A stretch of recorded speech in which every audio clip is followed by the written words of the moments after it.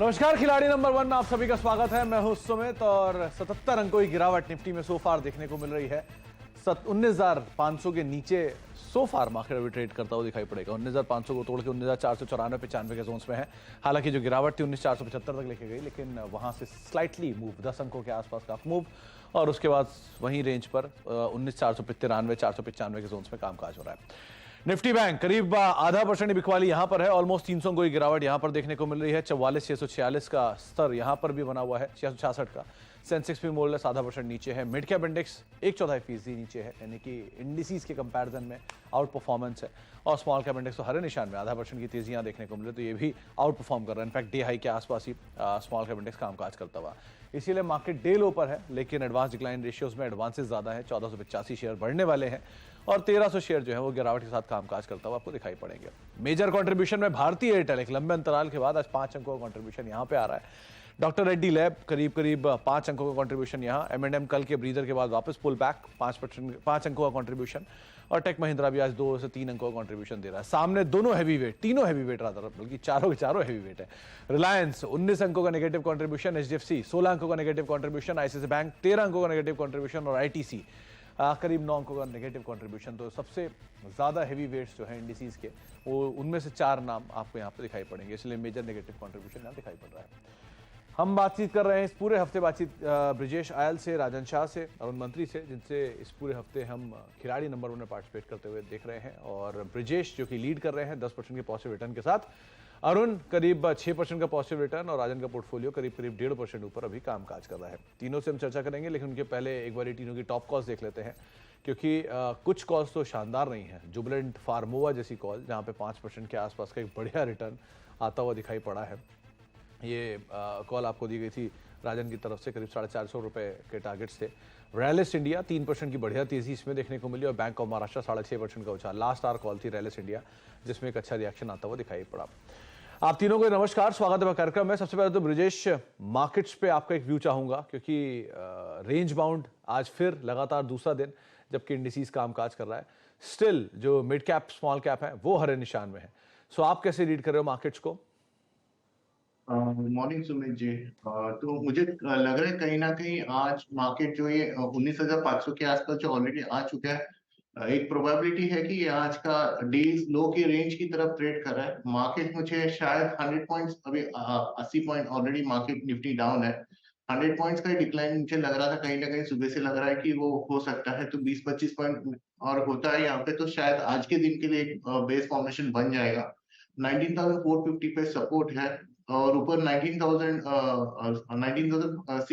650 ये ऊपरी तरफ में रेजिस्टेंस है। हमने क्लियरली देखा कि 19,600 लेवल्स ये क्लियर नहीं कर पा रहा है, तो डेफिनेटली ये जब तक क्लियर नहीं कर पाएगा, नया शॉर्ट कवरिंग या नया तेजी शायद नहीं आएगा। रेंज में रहने की उम्मीद है मार्केट 19,450 से 19,650, ये 200 पॉइंट्स की रेंज रहेगी।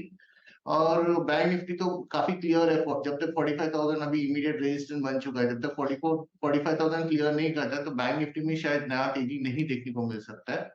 बैंक निफ्टी में मैं एक कॉशियस व्यू लेना चाहूंगा, जो हालांकि मैंने कल भी बताया था, 44,500 अगर ये लेवल ब्रेक कर जाता है और हमें कोई एक आधा दिन का क्लोज मिल जाता है, तो शायद मुझे लगता है बैंक निफ्टी में और थोड़ा मंदी हो सकता है। तो कॉशियस व्यू लेके चलेंगे इस करंट प्राइस में। एक कॉशियस व्यू, लेकिन निफ्टी के लिए वो बात सही है कि 19,450 ये नियर टर्म सपोर्ट है, तो इसको आप ध्यान रखिएगा। और अगर ये आज हिट होके वापस मार्केट मूव शायद बॉटम बना दे, अगर वहां पर आज उसके आसपास कहीं एक बार को डिप देता है तो। इसके अलावा अरुण जी, आपका व्यू क्या है मार्केट्स पे? क्योंकि अगेन ट्रेड तो रेंज बाउंड ही है, बस ब्रॉडर मार्केट सपोर्टिव है, तो हैवी वेट्स पार्टिसिपेट नहीं कर रहे हैं। कैसे रीड कर रहे हो आप मार्केट्स को? ठीक है सुमित जी, 19,430 450 ये एक स्ट्रॉन्ग सपोर्ट जोन अब नेक्स्ट लेवल मार्केट में सबकी नजर है। 19,430 नीचे में टूटता है तो शॉर्ट टर्म ट्रेंड डाउन हो जाएगा, इसलिए अपने सपोर्ट के आसपास है। तो मेरा भी सेम राय है कि यहाँ से थोड़ा बहुत मार्केट में थोड़ा उछाल देखने को मिल सकता है। मेरी बैंक निफ्टी में थोड़ी पॉजिटिव राय थी, नो डाउट वो निगेट हो चुकी है। 44,800 के नीचे बैंक निफ्टी फिलहाल ट्रेड कर रहा है, पर मुझे लग रहा है ये थोड़ा पैनिक सेलिंग नजर आ रही है आरबीआई मॉनेटरी पॉलिसी के पहले।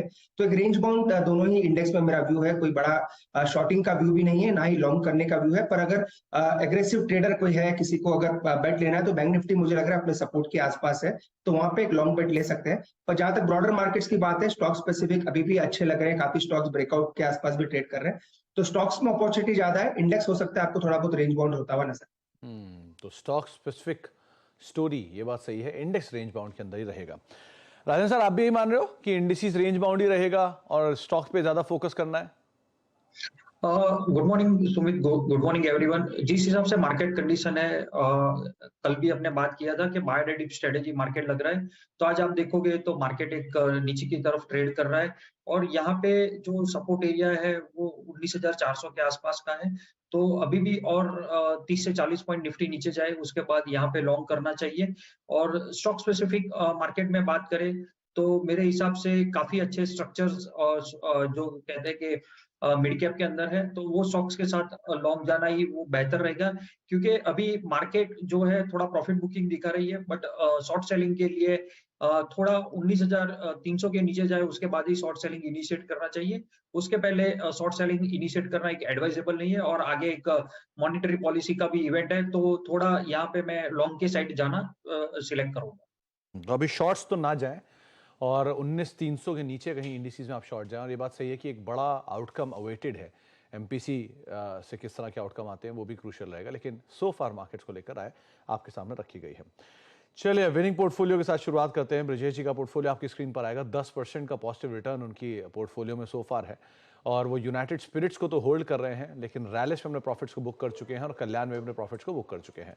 तो ब्रजेश जी, आपके पास 2 कॉल का स्कोप है। पहली कॉल सुमित जी, मेरा पहला कॉल रहेगा शैले होटल्स के ऊपर रहेगा, जो कि 489 के पास ट्रेड कर रहा है। ये डेली स्ट्रक्चर में मुझे लगता है अपट्रेंड का स्टॉक है। हालांकि लास्ट 1 हफ्ते में ये साइडवेज कंसोलिडेशन होके मुझे लग रहा है अभी एक नया ब्रेकआउट में दिखाई देगा शैले होटल्स में। मैं करंट प्राइस पे बाय करूंगा 489 के आसपास। तो इसका जो स्टॉप लॉस है वो मेरा रहेगा 483 का स्टॉप लॉस लिख के चलूंगा और 505 का टारगेट रहेगा मेरा शैले होटल्स पे। तो 505 के टारगेट्स के लिए आप शैले होटल को देख सकते हैं और करीब करीब 11.5 रुपए ऊपर ये कामकाज कर रहा है। 490, 2.5% की तेजी यहां पर देखने को मिल रही है। तो पहला नाम ये रहेगा। अरुण जी का पोर्टफोलियो लेकर आइए। 6% का पॉजिटिव रिटर्न उनकी तरफ से है। देखते हैं किस तरह की सिचुएशन वहां पर देखने को मिली। कुछ कॉल्स में उन्होंने प्रॉफिट्स भी बुक किए हैं। तो जुबिलेंट इंग्रेविया को वो होल्ड कर रहे हैं। प्रॉफिट बुक किया है उन्होंने बैंक ऑफ महाराष्ट्र में और श्याम मेटालिक्स में। कल अच्छी तेजी भी थी इन दोनों में। तो 2 कॉल का स्कोप यहाँ पर ही बचता है। तो अरुण जी, आपकी तरफ से पहली call. Sumit ji, railway stocks में मुझे लग रहा है मोमेंटम नजर आ रहा है। आज आईआरसीटीसी के रिजल्ट्स भी है और मुझे लग रहा है राइट्स में एक पॉजिटिव मोमेंटम बन सकता है। 464 के आसपास चल रहा है, तो इस स्टॉक को लॉन्ग करने की सलाह रहेगी। 453 का स्टॉप लॉस रहेगा और 498 का ऊपर में टारगेट। 8 का टारगेट 453, ये एक स्टॉप लॉस यहाँ पर आप मेंटेन कर सकते हैं। लॉन्ग साइड पर राइट्स को देखेंगे। बात सही है कि आज आईआरसीटीसी के नंबर भी हैं। क्यू ऑन क्यू और वाई वाई फ्लैटिश टोन पे ये नंबर रहने का अनुमान पता लगाकर चल भी रहा है। राजन जी का पोर्टफोलियो भी लेकर आइए। किस तरह की सिचुएशन वहां पर है? कल तो बढ़िया रिटर्न था, हालांकि थोड़ा सा फिजल आउट हुआ है। तो नेटको फार्मा में प्रॉफिट्स बुक कर गए, इसके अलावा जुबिलेंट फार्मोवा में प्रॉफिट्स बुक कर गए, ग्रेफाइट में वो एग्जिट कर गए। तो राजन सर के पास भी 2 कॉल का स्कोप बचता है। राजन सर, पहली कॉल आपकी तरफ से। मेरी आज की पहली कॉल रहेगी जाइडस वेलनेस। 1565 के आसपास काउंटर ट्रेड हो रहा है। यहाँ पे स्टॉप लॉस रहेगा 1490 का स्टॉप लॉस रहेगा और टारगेट यहाँ पे रहेगा, पहला टारगेट 1700 का पहला टारगेट रहेगा। 100 का पहला टारगेट यहाँ पर आप देख सकते हैं। 1700 बोला आपने ना? यस। तो एक बड़े टारगेट से जाइडस वेलनेस में आप देख सकते हैं 1490 का एक स्टॉप लॉस रखें और लोअर लेवल में प्रमोटर्स की तरफ से भी काफ़ी बाइंग हुई थी स्टॉक में, तो उस लिहाज से भी आपको इस पर नज़र रखनी होगी। तो आगे भी हम बाकी 2 एक कॉल है उनके ऊपर बातचीत करेंगे, लेकिन अब एक और खास मेहमान हमारे साथ मौजूद हैं। एडीएफ फूड, पहली तिमाही में कंपनी के शानदार नतीजे आए हैं। आय 16% और मुनाफा करीब दोगुना हुआ है। बीटा ग्रोथ भी 3 गुना से ज़्यादा हो रही है। मार्जिन भी करीब 2% से बढ़ के 6.5% हुए हैं। Q1 में अशोका ब्रांड की आय करीब 200 करोड़ के पार पहुंची और कंपनी ने 8 ब्रांड्स के तहत सॉसेस, पिकल्स और पास्तास की बिक्री करती है। आगे बातचीत करते हैं कंपनी के नंबर्स को लेकर। हमारे साथ बातचीत करने के लिए कंपनी के सीएफओ शार्दुल दोशी सर मौजूद भी हैं। शार्दुल सर, नमस्कार, स्वागत है कार्यक्रम में। पहले तो नंबर्स को लेकर एक बार शुभकामनाएं। बहुत ही बढ़िया नंबर कंपनी ने पोस्ट किए हैं वाई बेसिस पर भी। और अच्छे नंबर्स रहे, सिनेरियो फेवरेबल है, डिमांड पिकअप कर रही है, मार्जिन की पिक्चर बेटर है इनपुट कॉस्ट नीचे आने से। तो ये सब चीज़ों को आधार मानकर क्या की हाइलाइट्स रहे इस क्वार्टर के? नमस्कार। इनफैक्ट हम लोग काफी कोशिश कर रहे हैं कि मार्केट में कंटिन्यूस पेनिट्रेशन बढ़ता जाए एंड द ग्रोथ हमारा मोमेंटम कंटिन्यू है।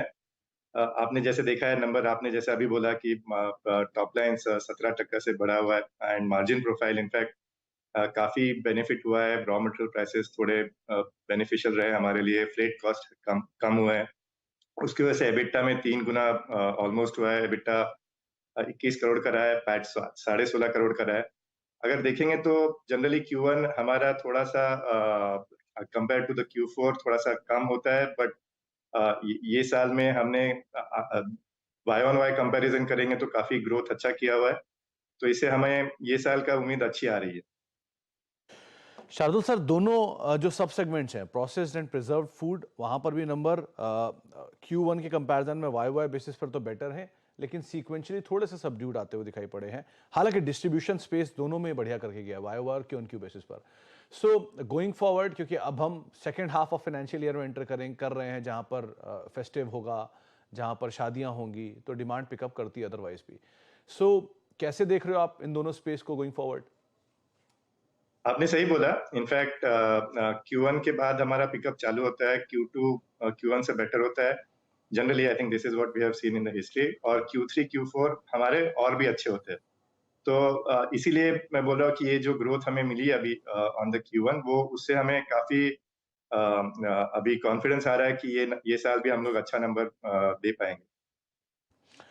स्टिल Q1Q बेसिस पर सर इनपुट कॉस्ट थोड़ी सी हायर साइड पर आई है। शार्दुल सर, क्या अभी भी कॉस्ट का जो एस्केलेशन है, क्योंकि वाई बेसिस पे तो एक लो बेस का भी इफेक्ट है, तो Q1Q बेसिस पे जो कॉस्ट का एस्केलेशन है वो अभी भी हायर साइड पे प्रिवेल कर रहा है क्या, या यही नॉर्मल है, या अब यहाँ से थोड़ा और ईज आउट होगी सिचुएशन गोइंग फॉरवर्ड?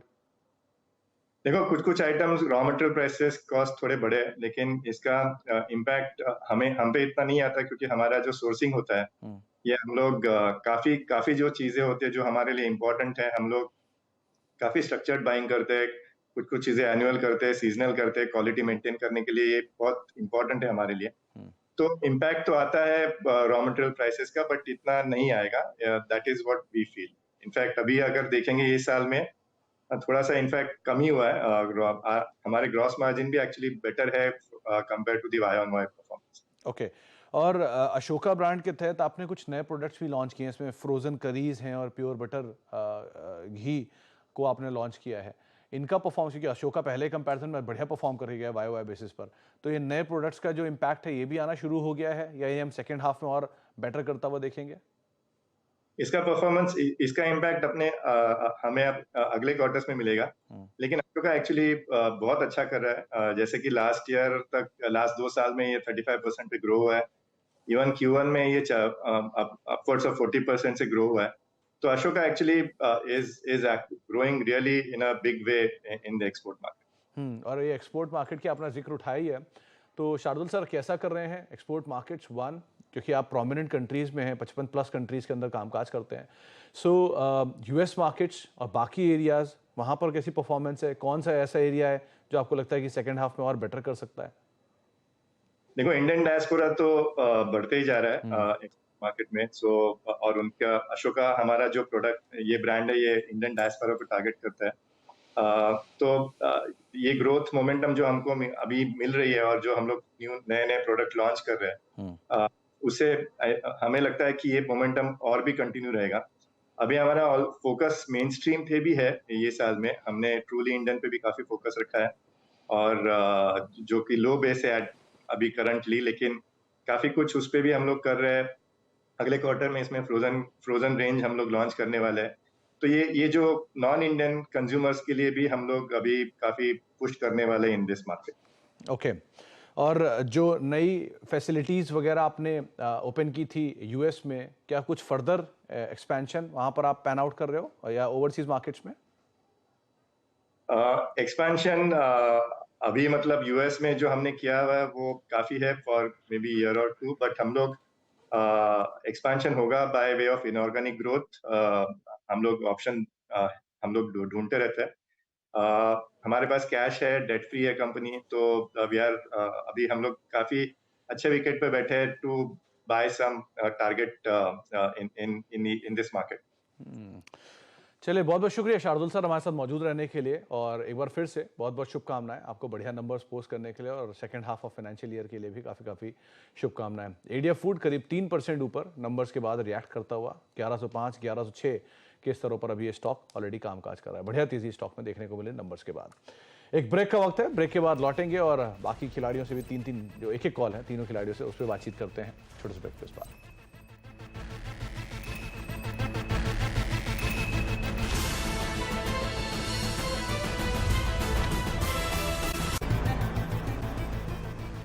अब देख रहे खिलाड़ी नंबर 1 और मार्केट्स की बात करी जाए तो वही रेंज के अंदर 83 अंक नीचे भी निफ्टी कामकाज करता हुआ करीब 19,487 का जोन निफ्टी में देखने को मिल रहा है। सेंसेक्स भी 338 अंक नीचे है, निफ्टी बैंक करीब 1% नीचे। मेजर प्रेशर यहीं से है जिसकी वजह से इंडिसेस में आज प्रेशर देखने को मिल रहा है। एक कॉल तीनों के पास अभी भी स्कोप है, तो शुरुआत राजन सर आपकी तरफ से दूसरी कॉल। मैं यहाँ पे सुमित जी बीएससी इंडिया को लेना चाहूंगा। 916 के आसपास ये काउंटर अभी ट्रेड हो रहा है, तो करंट रेट से यहाँ पे लॉन्ग जाने का रहेगा।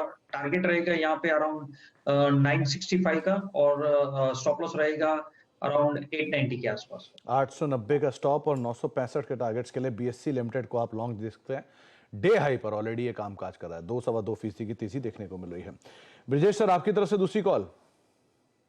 सुमित जी, मैं लालपात लैब पे एक ट्रेडिंग अपॉर्चुनिटी देख रहा हूँ, तो मुझे लगता है 1 या 2 दिन में कुछ ट्रेडिंग अपॉर्चुनिटी देखने को मिल सकता है, तो मैं करंट प्राइस में इसको बाय करूंगा। मेरे जो स्टॉप लॉस है वो 2345 का रहेगा, और जो टारगेट जो है 2490 के लिए मुझे लगता है एक ट्रेडिंग अपॉर्चुनिटी 1 या 2 दिन के हिसाब से हमें ये बेट लेना चाहिए। 2490 के टारगेट्स के लिए आप इसे भी देख सकते हैं। अरुण सर आपकी तरफ से भी दूसरी कॉल अभी दोगे, बाद में दोगे? तो मुझे थोड़ा वेट करना चाहूंगा। मोस्टली सेकंड हाफ में कॉल जरूर दूंगा, क्योंकि 1-2 स्टॉक रेडार पे है, पर ऑलरेडी सेम सेक्टर से और एक आ रहा है रेलवे सेक्टर से, इसलिए थोड़ा वेट करूंगा। सेकंड हाफ में दूसरा कॉल इनिशिएट। चलिए, तो दूसरी कॉल सेकंड हाफ में इनिशिएट होते हुए दिखाई पड़ेगी। पोर्टफोलियो आज स्क्रीन पर आता हुआ दिखाई पड़ेगा। वरुण जी के साथ ही शुरुआत कर लेते हैं। उन्होंने जुबिलेंट इंग्रेविया को होल्ड कर रखा है 495 के टारगेट्स के लिए, और राइट्स उनका नया एडिशन है। अभी एक कॉल का स्कोप उनके पास बाकी है, तो वो देखते हैं कौन से सेकंड हाफ में वो ऐड करते हैं। रिटर्न वाइज जुबिलेंट इंग्रेविया मोर लेस फ्लैट, और राइट्स 0.5% के आसपास का पॉजिटिव कंट्रीब्यूशन उनके पोर्टफोलियो में दे रहा है। इसके अलावा जो ब्रिजेश का पोर्टफोलियो है उसके हिसाब से यूनाइटेड स्पिरिट्स को वो होल्ड कर रहे हैं 1060 के टारगेट्स के लिए। शैले नया एडिशन 505 रुपए के टारगेट के लिए, और डॉक्टर लाल पैथलैब 2490 के टारगेट्स के लिए उन्होंने ऐड किया है। Contribution wise United Spirits more less flat to negative side पर, शैले 3/4% की बढ़त दे रहा है पोर्टफोलियो को, और doctor Lal PathLab flat to positive side पर सोफार कामकाज कर रहा है। इसके अलावा राजन जी ने जो एडिशन किया है उसमें बीएससी लिमिटेड और जायडस वेलनेस 2 नाम है। जायडस 1700 के टारगेट्स के लिए और बीएससी 965 के टारगेट्स के लिए आप ऐड कर सकते हैं। Contribution wise Zydus flat to positive और बीएससी करीब 0.5% के आसपास का कंट्रीब्यूशन सो फार दे रहा है। फाइनल जो तीनों खिलाड़ियों का पोर्टफोलियो है वो आपकी स्क्रीन पर आता हुआ दिखाई पड़ेगा, किस तरह का कंट्रीब्यूशन है देखने को मिल रहा है। ब्रिजेश जी का पोर्टफोलियो अब 10.5% से ऊपर निकल चुका है। अरुण का पोर्टफोलियो करीब 13.5% ऊपर आ चुका है, और राजन के पोर्टफोलियो में 5.5% का पॉजिटिव रिटर्न देखने को मिला। तो एक अच्छी नेक टू नेक फाइट की तरफ अब तैयारी हो रही है, लेकिन अभी भी अरुण के पास अपर हैंड है क्योंकि उनके पास रिटर्न भी ज़्यादा है और एक कॉल का स्कोप भी है। बहुत बहुत शुक्रिया अरुण आपका भी, ब्रिजेश आपका भी, राजन आपका भी हमारे साथ मौजूद रहने के लिए और बाजार पर बातचीत करने के लिए, सभी शेयरों पर अपनी राय रणनीति रखने के लिए। ब्रेक का वक्त है, ब्रेक के बाद लौटते हैं और कमोडिटीज मार्केट अपडेट देखते हैं।